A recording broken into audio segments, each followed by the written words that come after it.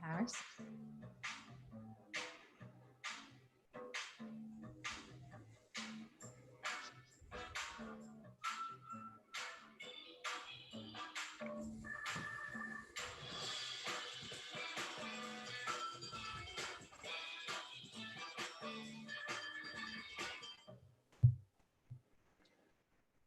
Welcome to Philosophy for Flourishing, the show in which we explore the principles and practices that you can use to improve your life, to maximize your happiness, and to flourish.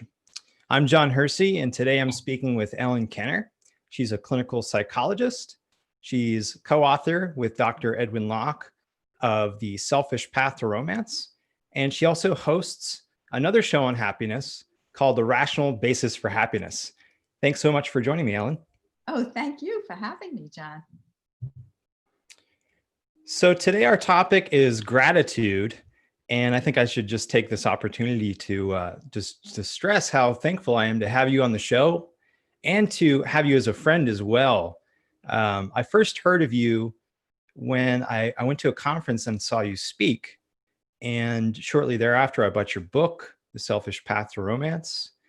And I got to know you, though, when I had the great pleasure to work with you on an article for the Objective Standard, How to Savor Gratitude and Avoid Gratitude Traps, which is in this issue, summer 2020 issue of TOS. And it was just such a pleasure to work with you on that. And so I just wanted to express my gratitude. It seems appropriate. Well, I want to, and you made the writing process fun. You made it, I always felt your support in your editing and your mentoring, and I look forward to doing it again sometime. Oh, great. It really made the project fun. And not just fun, but you taught me things. I mean, I've written a book with Ed, and I've done a lot of work. I wrote a dissertation. Nobody wants to read that, though. But you can always learn. And if you have that outlook, you're a great person to learn from. Well, thank you so much. I love hearing it, and I'll take that. And you know, I'd throw it right back at you because editing is pretty difficult work, and it's definitely not a cakewalk. And especially when the writers are not appreciative or open to feedback, but you absolutely were. So thanks so much. And we've got the gratitude flowing. Right. So before we dive in, though, I'd love to know why you went into the field of psychology and what motivated you to study the mind and techniques for helping people, and what really has been the goal of your work in that field. Oh, that's an interesting question.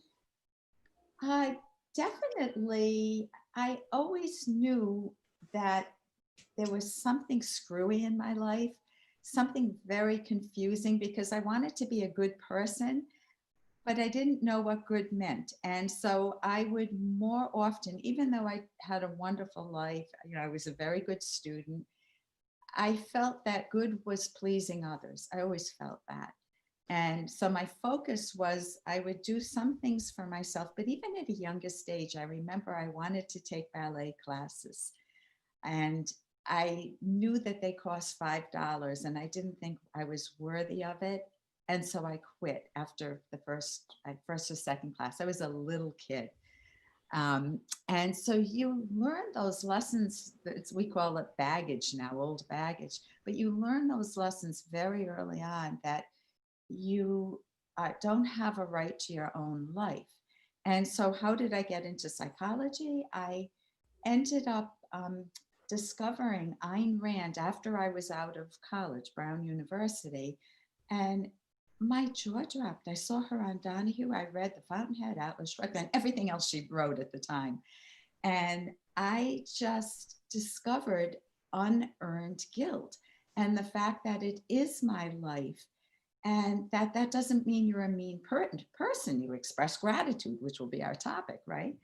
And with that, I knew I didn't want to be in the field. I was trying to help out my father and work in his business, and I didn't enjoy it.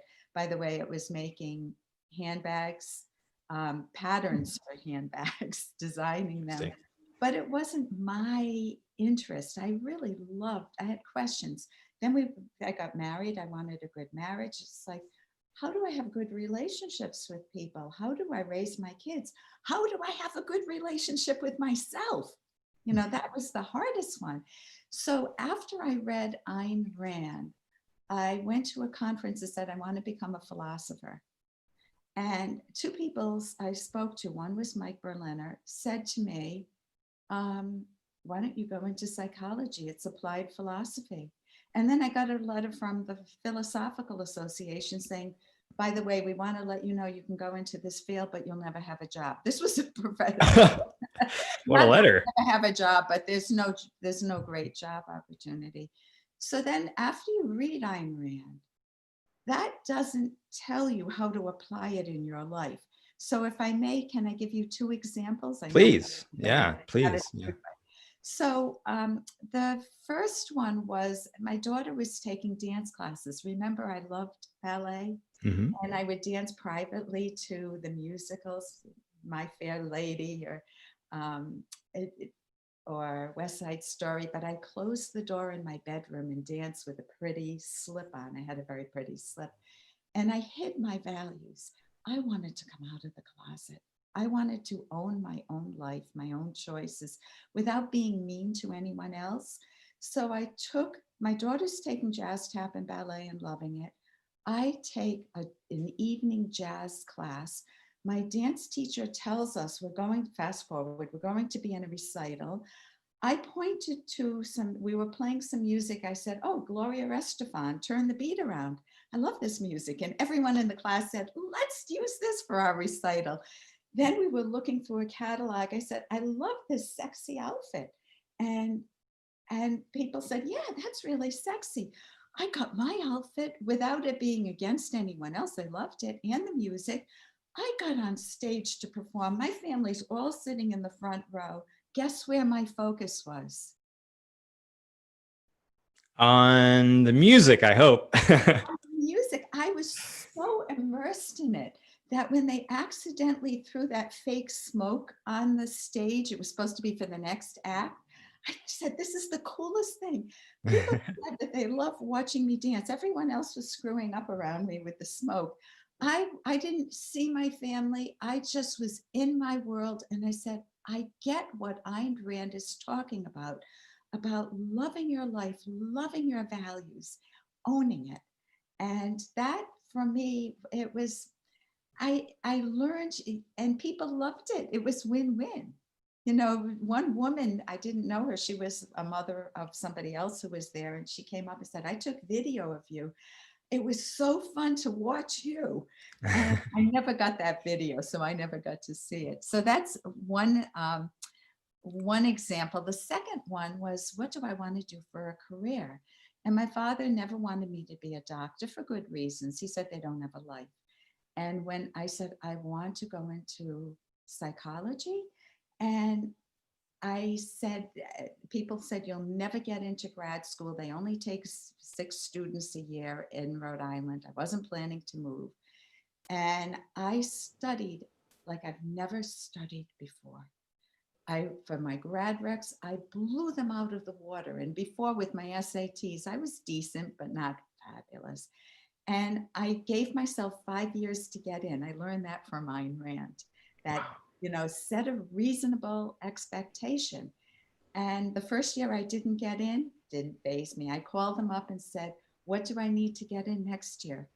And they said, well, you had very good grades. You had, good scores. You had good recommendations, but you have 0 experience. I said, you need experience to get into grad. What? And they said, that sounds backwards. So I went in, I worked at the best psychiatric hospital in Rhode Island. I volunteered for a year and I got in the following year. And my daughter remembers the moment that they gave me my second interview. She said, I remember it too. I was jumping all around the kitchen, holding her, hugging her, dancing with her. And it gave me that, it changed the premise for me. It gave me that I can do it premise. I can own my life without being mean to others, without being my way or the highway person. Those are beautiful stories, both of them. And, it amazes me how important mental health is and how long it took for civilization to get to the point where people could just make that their focus in their career. If you think about it, there have been millennia. Very of interesting point. Yeah. And so I love that you've chosen to go in this field, and the work that you've done has definitely impacted my life for the better. And I know many others. My next question, I'm sorry. And mine, I'm the first beneficiary. Exactly. Yeah. It's really interesting because when I was in high school, I was really interested in psychology, among other things, and thought about going into the field. And really the thing that was most interesting to me, and I think there's even a saying to this effect, that like most people that go into psychology or psychotherapy do so because they want first and foremost to help themselves and to figure out what's going on in their own minds. Yes. So, Yeah. so And I'm proud of that. It's not something I would ever hide. It's like you learn it firsthand. You learn these skills, these methods, or you learn how to change your premises. I had a professor who had a little door. He was my mentor for 1 year, and it was called the Self-Change Lab. By the way, P.S., he's world renowned for self-change. And it was like you go into his office and you come out like Clark Kent's, Superman. You walk in and then you come out all changed. But I loved his focus on how do people change on their own. And his name is Jim Prochaska. He wrote the book Changing for Good. He wrote more too. check that out. Yeah, if you think about it, it makes perfect sense, because you need, if you're going to work in this field, you need an inductive understanding of what sorts of things people are going through and Right. what they can do to get out of that. And you can't really learn that by just reading out of a book. You have to experience it. So Right. Right. that going through that type of thing, experiencing it for yourself, and then deciding this is the type of thing I want to do. And again, that's only possible given the incredible advances in our society and the division of labor that it's made possible. So it just boggles my mind that there have been so many people throughout history that have not had the benefits that we have of specialists who can look at these problems and tease out solutions. Right. So I want to ask what might seem like a kind of obvious question, but I ask it because I think you have a pretty distinctive take on this, in large part because whereas a lot of others, even trained professionals, have a sort of woozy understanding of what emotions are, I think that you have a very rational approach from what I've seen of your work and just my experience with you. So I want to know, what fundamentally is gratitude? Oh, gratitude. Well, it's both an emotion and it's also, and you express and receive gratitude. It's an action that, but it's a very deep, warm appreciation of another person's actions or their um, something that they've done for you, or just who they are, that makes you want to appreciate them and express that appreciation. So the feeling is, I want to put it in the category of a win-win situation, that you value. Yeah, we probably need examples at this point. That's what I'm feeling, but it's a very deep, warm expression or receiving of appreciation. Yeah, I know that we started actually the episode with some examples of gratitude, um, and I have plenty from my own life I can share. I've got a neighbor who he's an elderly guy. He's retired, and he's spent his life doing just sort of different maintenance jobs. He's a really nice guy, and he saw me outside shortly after I moved in. We moved to Massachusetts about a year ago. He saw me outside just wrestling with these vines that are taking over this tree that I have in my yard. And he came over with his truck, and I don't have a truck. So he came over, he backed his truck up, and he helped me throw them in, and we took them to the dump together. And I was just so appreciative. So when all this stuff broke out with COVID, I thought, well, he really shouldn't be going to the grocery store. Let me see if I can offer to go get him stuff. And it turns out that, it was an act of gratitude, but he didn't really need it, because it turns out that he actually works in the wine section at the grocery store, which I didn't know. But yeah, there's just this mutual appreciation between us. And it changes your whole view of your neighborhood, the connection that you have. And you could do that as opposed to having a neighbor that you can't stand, the Hatfields and McCoys, or someone that was nasty to you, or said, move your car, or I can't stand your kids, or your dog is making too much noise. They do it in a mean way, or they call the city council to report you for I don't know, for not wearing a mask nowadays, right? Yeah, sure. Yeah, but it's it's a connection. It's on different levels, but it's a wonderful benevolence. In this article, How to Savor Gratitude and Avoid Gratitude Traps, at one point you characterize it as an act of justice. Yeah. And I was hoping you could say more about what you mean by that. So I would give examples here too. Mm-hmm. If someone does something really nice for me, like you were so helpful. I had an article that was at least double or triple the length of the final article, right? Everything I ever thought of, or everything about gratitude was in that article. And to not show appreciation for your ability to help me essentialize it would not be right. And I would feel lousy. Or we all have examples in our mind where we think, I should have thanked that person, and the opportunity's gone. Maybe it's a loved one who's died, or maybe it's a friend, and it's just awkward to do it now. So much time has passed. Like someone came up to me and said, it was my son's dance teacher, one of his professional dance teachers, and she got married, and I sent her wonderful things, just as a thank you for all the years that she was supportive. And I never heard from her. Even a thank you, even a verbal one, would have taken care of it. But I wanted to make sure she received the gift, and it was so puzzling to me. So several years later, she saw me and she said, oh, by the way, I found the thank you note I wrote you behind a couch, and I guess I never sent it to you. I'm going to send it to you. So I said, okay, that makes sense now. She never sent it. And I just, it remains in my mind as, why did she do that to herself? It hurts our relationship. It dings it a bit. Or another time I made a wonderful photo book for somebody, and it was wonderful. And the other family members enjoyed it. This person never said anything for 2 years, never even looked at it. And it was this person's life. And finally, when I talked with them about it, they gave me a big hug, and they said they never realized that they just weren't in that mindset to give gratitude. So it hurts when gratitude is not given, and it feels so good when it is given. And I forget the question you asked me, John. Oh, well, I asked, could you say why gratitude is an act of justice? And I think you answered that question. Yes.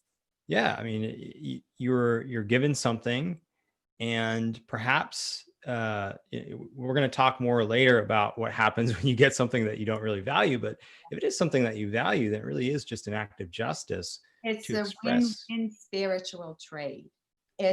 Just as you would trade money when you go through the supermarket, like you were talking with the man that works at your neighbor who works. If he's checking you out, you give him money, and if he doesn't give you any receipt, it's funny. You expect a receipt. It's the same when you show generosity or benevolence or kindness, like he did with you coming over with his truck to help you with the vines in your backyard. When you have that benevolence, you want to just, you don't want to ignore him. You don't want to say, well, why'd you do that? You want, it's a win-win situation. It's just genuine benevolence. You can feel it, you can see it in their eyes. You can, the whole mood changes, your whole mind, your whole view of the world changes. They help you have that benevolent outlook on the world where you're looking for good, you're amplifying the good rather than looking for, you're not the teacher with all the red marks everywhere on your paper and not saying anything good when there was good. So it's Yeah. definitely an act of justice.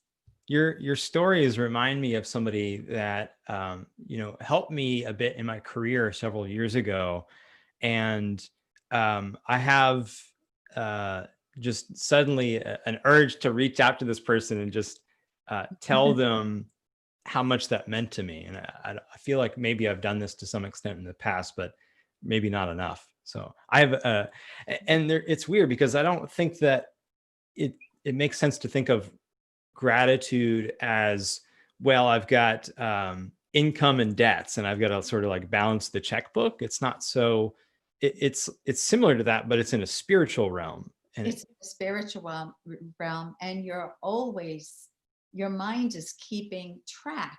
This person was nice to me. This person, I went out of my way and they completely ignored me, or you just, that factors in. They can repair it. Like with that one person I mentioned with the photo book, the big hugs and the warmth and the connection that we built just by repairing his not having done, given me gratitude. All he needed to do was to say it was nice. I didn't need a note. I didn't need anything. what's the role of gratitude in romantic relationships? What does it provide to a romantic partner? Okay, so I'm going to start by not having, we call it, Ed and I and Ayn Rand called it psychological visibility. Mm. And that got the term from Ayn Rand. I love that term, psychological visibility. You can, like when I was getting ready today, I could look in a mirror and I could say, oh, well, I looked at it last night. My hair was a mess because a warm, humid climate. Oh, got to do something about that. I can see myself in the mirror and I can fine tune. What am I wearing? Um, is my necklace in the right place, or did it slide down there again? When you think about your own character, you don't get a mirror of you can't just look and say, how am I psychologically? You can't. You can see a smile. But another person, Harris's response to me, Harris is my husband, Harris's response to me gives me that visibility of, that's who I'm a good person. He's running out of the room now with his hair. You can't see him. His ears are warm. Yeah, it's his ears. But I get the experience of myself of being lovable, being fun, being playful. We laugh a lot. Sometimes we're in stitches.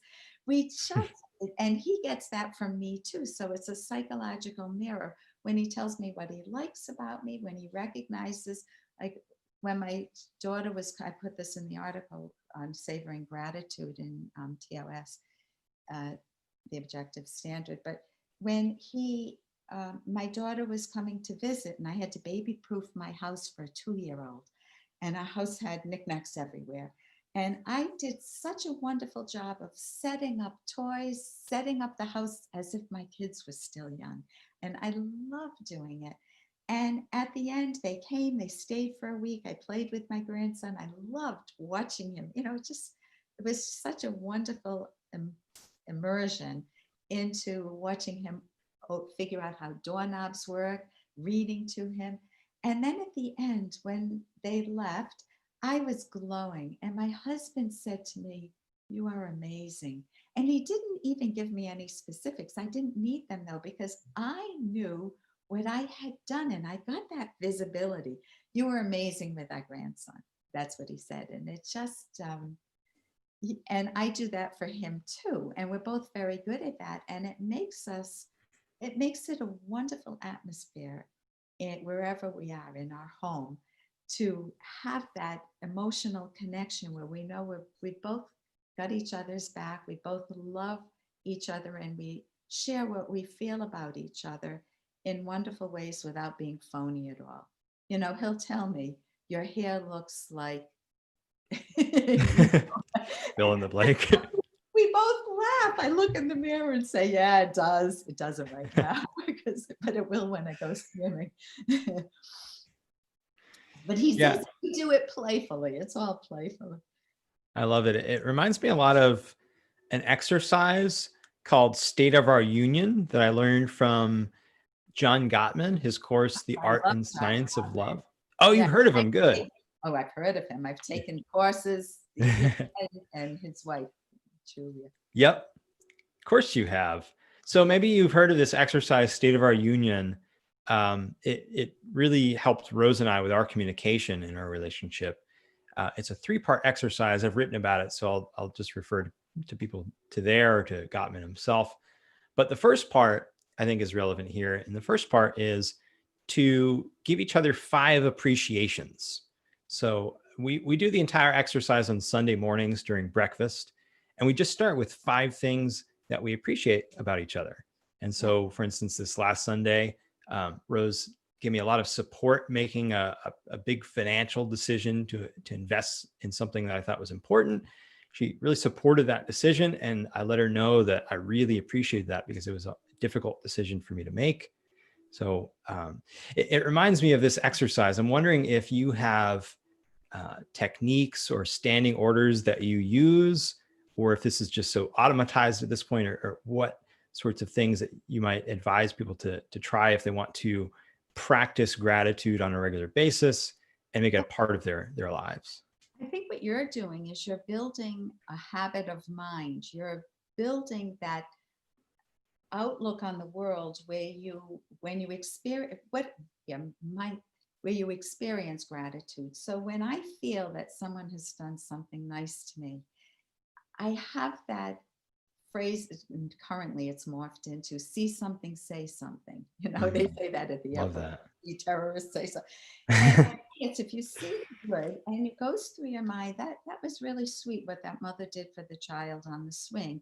The child fell and she helped him back on, and I say something. I let it roll off my tongue. I have that imagery too, that I let it roll off the tongue, and it's helped me find the words more easily, because I've also looked at part of the article we cut out was why don't people express gratitude? What prevents them from expressing genuine gratitude? I don't mean phony gratitude. We haven't gotten into the gratitude trap. And sometimes it's just a habit, or their family never expressed it and it feels awkward to do it, or they don't know how to find the words. What am I really feeling? You have to look at your emotions. So when I feel an emotion, that was nice. What was nice about it? Well, she had a playful smile when the child fell, and in a way that was supportive. And he started giggling, and she helped him get back up on the swing. And it was really nice. And then if I have that opportunity, or if it's appropriate, I would go over and just say, I noticed what you did. And I want to be specific. When you express gratitude, you don't say, oh, what you did was nice. Now, my husband did that with me, but that's fine because I fill in the details. It's really nice for somebody else to hear specifically what they like. One person used to say to me in politics, when I became involved in politics, you're the best, you're the best, you're the best. Then when I got out of politics, I was delighted because he kept saying, you're the best until I was no longer the best. And then that stopped. And I think it's just a phrase people say, you're the best. Yeah. And I'm really happy to hear that he didn't end with you're the best when I got out of politics, that you keep what you say proportional to what the person did. You don't overstate it. And you're the best is overstating it, but you do everything so well. What's going to come to your mind if I say, you always write so well, John? What will come to your mind? Probably like, so what was your favorite piece that I wrote? Something like that, because I'd Like, I want want to more know the detail. What so is it you actually that's the enjoyed? one thing. But another thing is, you always look so good, Ellen. What's going to come to my mind? The times when I didn't. It's not a true statement. Always, you never make any mistakes. All those words, especially always and never, are so generic that you don't buy into it. It's not good gratitude. You be specific. You stay proportional to what the person did. This is how to express it now, and it comes from, you don't force yourself to say it. Like, there are times when I want to express or write a note to somebody and I'm not in the mood, I'm too tired, or I just don't force myself to do it. I wait till the flow. If it takes 2 more days, that's fine. I love this idea of just being very aware, just being very detail oriented and looking out for the positive. Because I think it requires that to be able to express gratitude, like you're saying, on a regular basis. It requires that you have your antenna up and you sort of have like a writer's mind. And I think about, I used to write a lot more songs when I was younger, and now I write a lot more nonfiction, but both require a similar sensitivity to what's going on around you. I think songwriting maybe even more so, because songwriting is so often about what people do and how they act and behavior.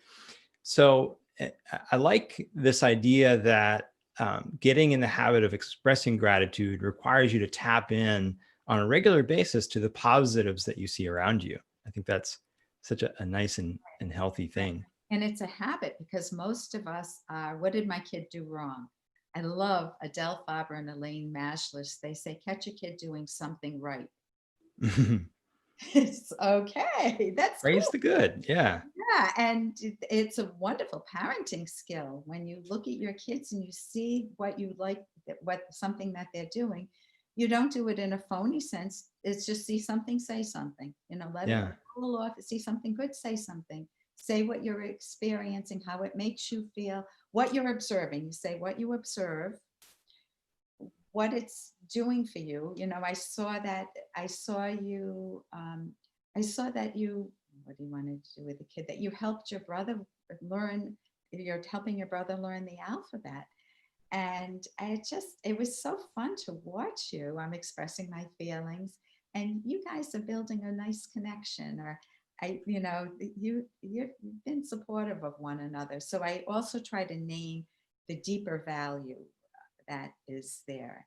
And that's Mhm. something that Jean Maroney's classes, Jean Maroney Binswanger, thinkingdirections.com, she focuses on always asking yourself, what is the deepest value at stake? Hmm. And knowing how to name that. Excellent. I'll have to check that out. I've heard her speak several times and have always really enjoyed her lectures. Yeah. Um, so, just incidentally, this "see something, say something" reminds me. So, my wife Rose is a dog trainer, and she uses positive reinforcement. She treat and train. So, I think there's just this interesting behavioral thing that when you praise the good, you'll see the good more, and so not only does it help you be more grateful and more just to those around you, but for instance, I just wrote this article thanking tech companies for quote unquote unfriending China because they've stopped responding to information requests in Hong Kong. And it's not because I think that tech companies are great and do nothing wrong, but because I think if enough people praise people for doing the good things, then maybe they'll do the good things more. Exactly. So one of the books that I recently read is this book, Sam Walton, Oh, yeah. America. Oh my God, it blew me away. And one of his skills, his personality, the way he's describing himself, but other people are describing him throughout the book, is that he was always focused on the customer, but also his associates, the people that work in Walmart, and he would catch the good deliberately, and it made it a very enjoyable environment to work in. And of course, they were able to get stock options and other things, but Yep. just He built a gym for his associates in his town where he started. It just was success breeds success. And Yeah, the implicate. Go ahead. oh, the feeling that you get when someone catches you doing something good, or your dog in that case, but let's take, if we're focused on people, I get it. I get that psychological visibility from a good friend or from a teacher or a coach, or I feel good about myself and I experience it's a moment of experiencing myself as either playful. If my kid says, Mom, you're so fun to be around, or smart, or, I experience myself that way when I receive it. When I give it, they experience it. And I experience myself as a person who sees the good. Yeah, it's just there's so many positives from this, and the implications are so wide ranging. And we're talking about relationships, we're talking about work, we're talking about cultural movements and things like Oh, that. So right. it just amazes me how much we can pull from this one idea of gratitude. So I want to show you. I had my niece. I'll pull it up in a second. I pulled it up too soon. My niece came to stay with us in Florida for a week when she was in her third trimester. She was really bummed out up north, and her husband was traveling. And she asked, could she come down? Absolutely, I would love it. We had don't want to say the most because that's a superlative, but we had a fabulous time. We got up every day. We walked the beach, or I took her shopping for baby clothes, which she loves. And we just really connected with each other, great conversations.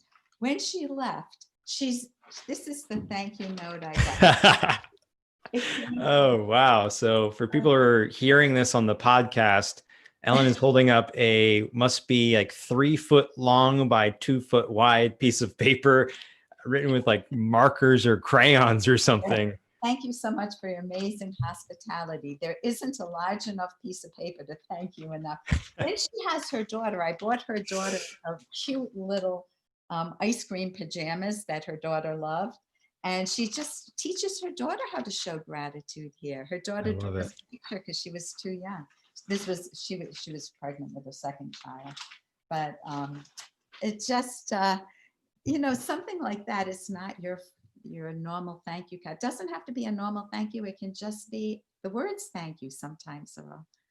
Yeah. Absolutely. I didn't expect it and I kept it forever. I'll keep it forever. Or it could be a 3 foot by 2 foot thank you note. I saw something there where she wrote about thanking you for ice cream. I think that must have been her daughter. That was it was the ice cream pajamas. The pajamas had had little ice cream pajamas. Yeah. Cute. No, we had a blast. So we've talked a bit about what gratitude is, and I'd like to talk about what it isn't. And specifically, I was wondering if you could share a little bit about gratitude traps, what they are, and how you hit upon this idea. Well, I didn't know it was just my idea. I got it from Ayn Rand, so I'll credit her. I was reading, well, first, I want to start by saying I've always hated the word gratitude, hated it. So I'm really glad we started with that, because there was something wrong with it. There was something that was very self-demeaning, self-deprecating. It's like you have to show gratitude to the earth. You have to show gratitude to some God. You have to show gratitude to the motherland, to the community. You have to show, there was all this duty involved. And you have to write thank you notes. I don't mean this type, because you shouldn't have to write me anything. You have to, it's like this, you should show gratitude for being alive.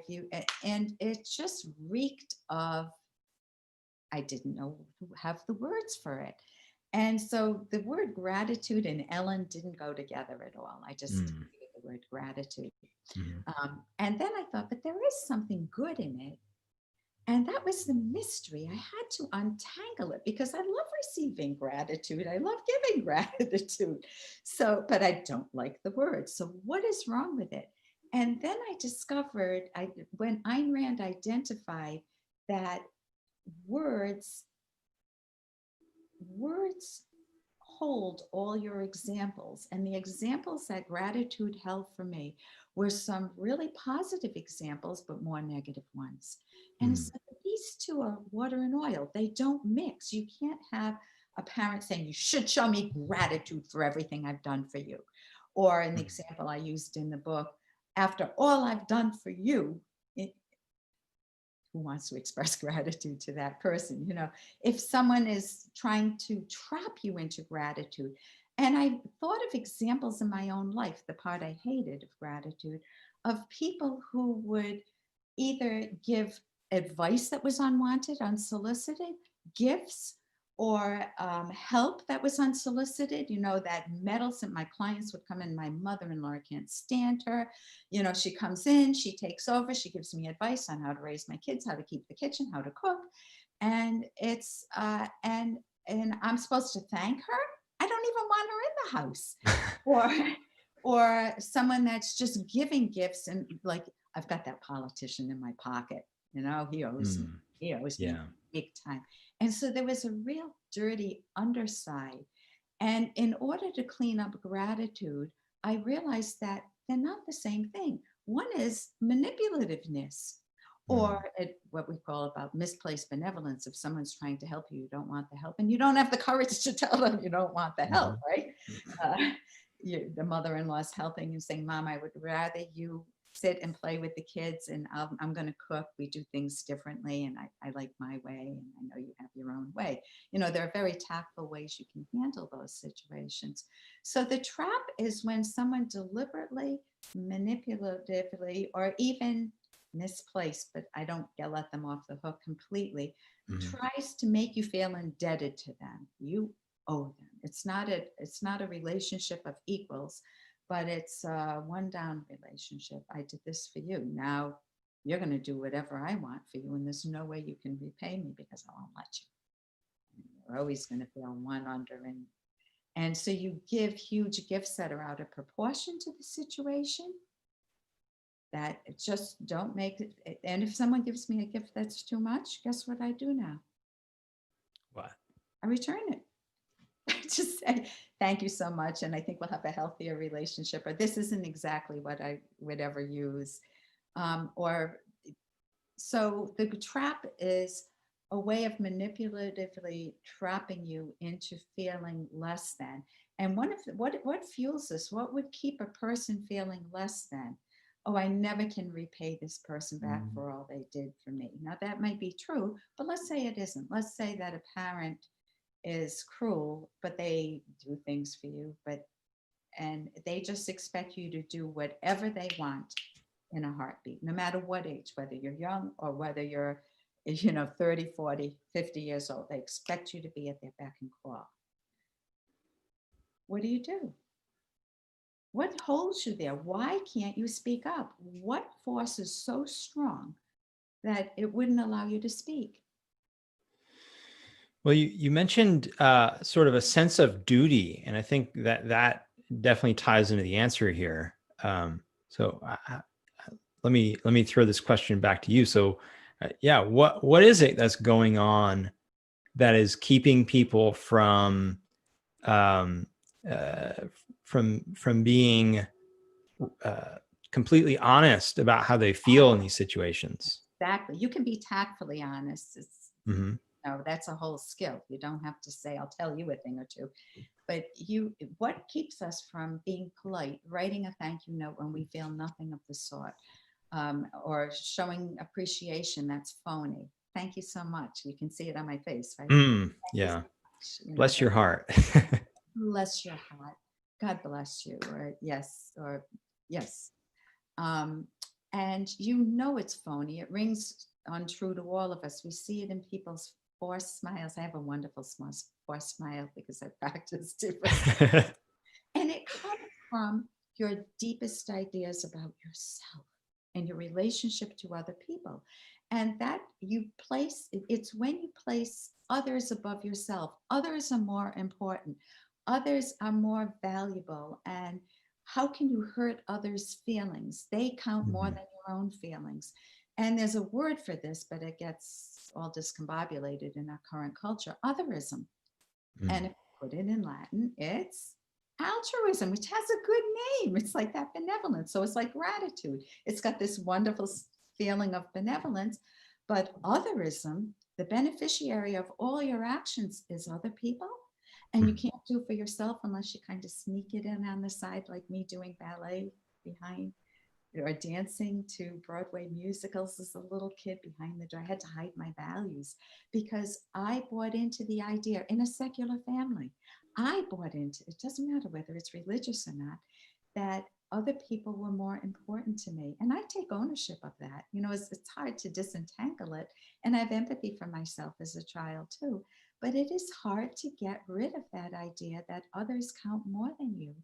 And if others count more than you, then yes, you have to be grateful for anything anyone does, whether you like it or not. And it all gets mushed together and packaged in a package deal. Ayn Rand, oil and water of gratitude. Mm-hmm. Yeah. So, these two seem similar. You mentioned that altruism appears to have these aspects of it that seem appealing within our current culture, and that gratitude has similar features, that it packages unlike things together and really confuses people. So it's understandable, I think, that lots of people have mixed feelings toward gratitude. And I thank you for doing, some of the heavy lifting on figuring out why that is. Once you understand that gratitude does not mean actions that you ought to, that you have some duty to take because others are more important than you. Once you understand that gratitude is just a just repayment for the good things that other people do that really do impact your life in a positive way. Are there certain techniques or ways you can detect and avoid gratitude traps? You monitor your own emotions. You know the context. You see what you observe. If someone says thank you, you can't, people who can't see me, but just kind of a flattened fake smile. I'm pushing my lips up. It's not a genuine smile where my eyes are there. You see what you observe. You know the whole context of the situation. Are they genuinely feeling gratitude, or are they feeling trapped to thank me? And or am I feeling trapped to thank them? If you're let's do it where you're detecting it in yourself. Mm-hmm.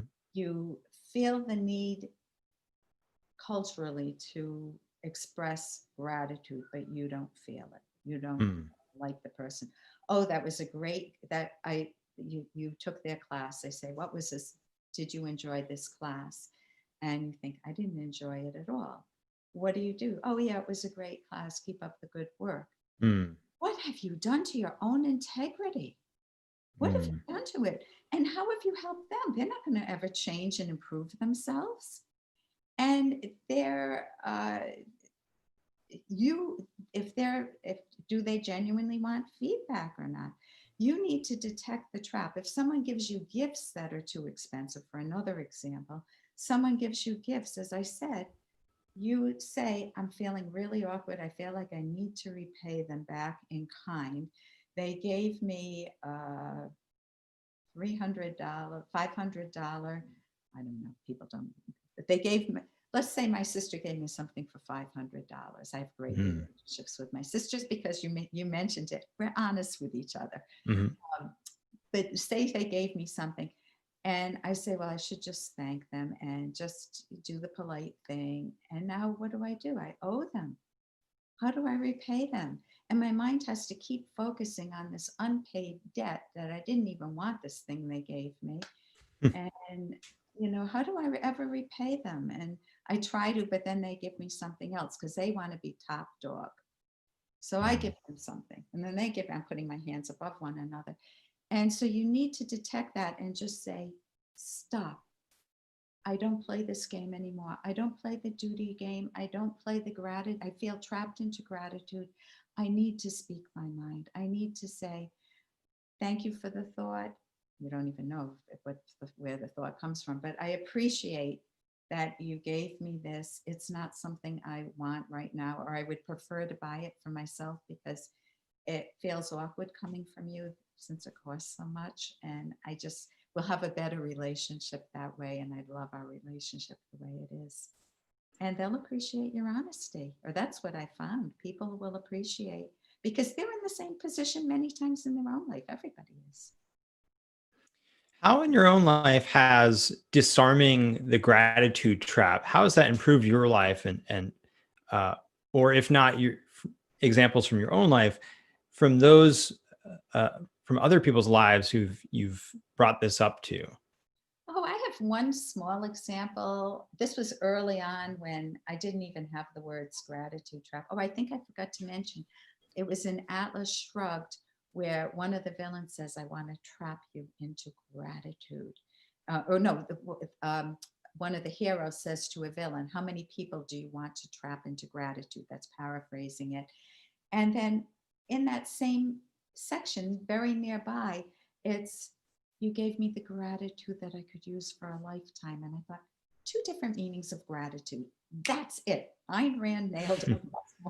So that, I know that's off track, but you just asked, the example I want to give you is a person, we moved into our neighborhood. We were building a house. You've been to our home, Mhm. out in the woods, way out, a quarter of a mile into the woods.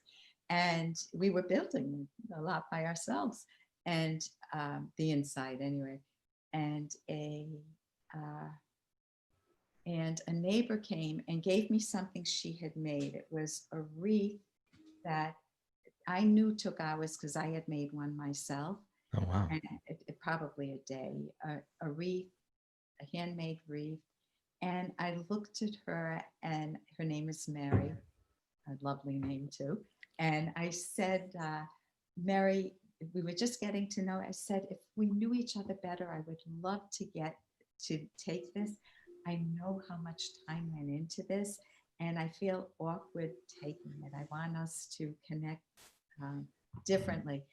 From that time on, Mary and I became fast friends because she would say to me, I can always trust you. I know you're on. I think it was that one example of doing something that took a lot of courage because it was like one of the first times I ever did anything like that. But Yeah, I think that's something to talk about explicitly here, is that it does take a lot of courage. It can be really difficult and socially awkward to absolutely, decline things, yeah, but there's a huge payoff. So long as this person is not completely irrational, you're speaking with, uh, you start your relationship off, or you maintain your relationship on that bed of trust, right? I mean, right, right. Well, you did that with me. You sent me, you gave us, what is that bread called? oh, panettone, yes. Tony, and I'm with an Italian family. I'm with my son, and the in-laws were over from Italy. We did not have any dessert that night. They saw the panettone and they were so happy. So I thanked you Awesome. for it. And then afterwards, I had this terrible feeling. Oh my God, he's going to think I like panettone. I don't like panettone. I remember my next phone call with you, I told you that they loved it and I was happy for it and I appreciated it, but I didn't like it. And I learned that from a neighbor, an elderly neighbor made me, I would make Christmas cookies for everyone in the neighborhood back in the day before I discovered Ayn Rand and went back to grad school and had no time to make cookies. And she made me some cookies. And I told her how great, I thanked her so much, this elderly woman. They had almond flavor in it, and Mm, or anise, no, almond, I think. And I don't like almond. And mm. so what did she do? When I told her, thank you so much, they're really good, what did she do? Probably made you some more. She made me more. I learned my lesson that you have to be honest in expressing gratitude, or you're not giving people feedback about who you are and what your values are. Absolutely. And you end up living a lie. Yeah. So, where can people keep up with your work, see what you've done? I'll load up our show notes, of course, with all sorts of links, but I'd love for you to just say a little bit about where people can keep up with what you're doing. Okay. Well, Ed Block and I have written the book the selfish path to romance, another word that Ayn Rand helped me unpackage. I'm so proud to be rationally selfish now. I don't see any other type. The mean, rotten person doesn't belong in the self-valuing category. And it's how to love with passion and reason, inspired by the ideas of Ayn Rand. And Ed Locke and I are working on another book on happiness. It'll probably be a little while for that. We're taking our time during this awkward period. And you can always go to drkenner.com or amazon.com for the book, or selfishromance.com. I mean, I'm proud of being selfish. I work so hard to value myself and to give myself a voice. So I don't mean the mean, rotten person when I say that. Well, I hope that everybody listening is selfish as well, and that they're getting as much out of these podcasts as they possibly can. This has been another episode of Philosophy for Flourishing, and we will see you guys next week with another episode on the principles and practices you can use to make your life great. Thanks for tuning in. If you're enjoying the show, please subscribe and rate us and tell all your friends about it. See you soon.